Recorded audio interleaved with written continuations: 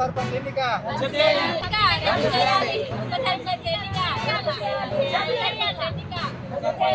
పేరు వినీలా.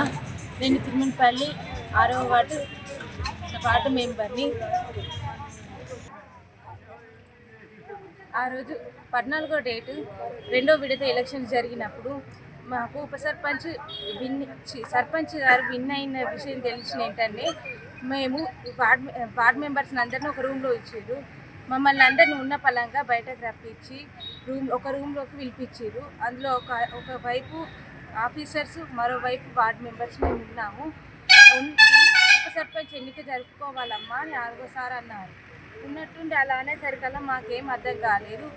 అట్లాంటి టైంలోనే జరుగు రవి గారు నేను ఉప సర్పంచ్గా ఉంటాను, నాకు చేయి లిఫ్ట్ చేయండి అమ్మ అని ఒక్కొక్క దగ్గరికి ఓన్లీ 7 మహిళలను విన్ అయినాం. ఆ 7 దగ్గరికి మాత్రమే వచ్చింది.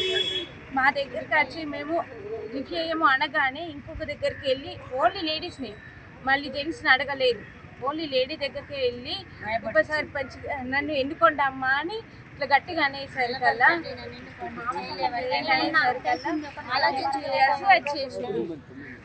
ఇదే ఉప సర్పంచ్ మాకు మేము మనస్ఫూర్తిగా ఎన్నుకోలేదు అని కలెక్టరేట్ ఆఫీస్కి వెళ్ళి కంప్లైంట్ ఇచ్చినాం. ఆ విచారణ జరిపించి మాకు మళ్ళొక ఉప సర్పంచ్ని ఎన్నుకునే అవకాశం ఇస్తారని మేము ఈరోజు ప్రమాణ స్వీకారానికి వెళ్ళలేదు. ప్రమాణ స్వీకరణ ఆపేస్తారని అనుకున్నాం మేము, కానీ మేము లేకుండా కూడానే ఉప సర్పంచ్ గారి ప్రమాణ స్వీకారం జరిగింది.